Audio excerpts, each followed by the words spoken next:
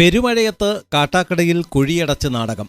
22-ന് കാട്ടാക്കടയിൽ നടക്കുന്ന നവകേരള സദസ്സിന് മുന്നോടിയായി പെരുമഴയത്താണ് റോഡുകളിൽ കുഴിയടച്ച് കണ്ണിൽ പൊടിയിടുന്നത്.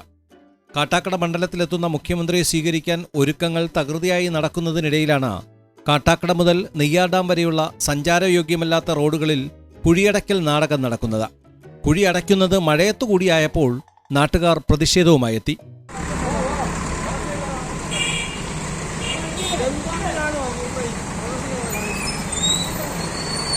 കെട്ടിക്കിടക്കുന്ന വെള്ളത്തിൽ ടാർ നിരത്തി അതിവിദഗ്ധമായി നടത്തുന്ന ഈ ടാറിംഗ് കാട്ടാക്കട കഴിഞ്ഞാൽ പിന്നെ വിദേശ രാജ്യങ്ങളിൽ മാത്രമേ കാണാൻ കഴിയുള്ളൂ എന്നാണ് നാട്ടുകാരുടെ അടക്കം പറച്ചിൽ.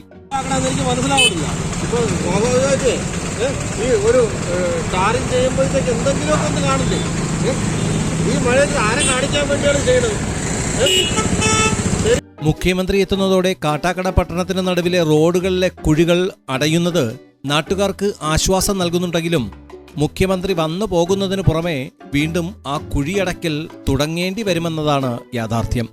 Time V news, Kattakada.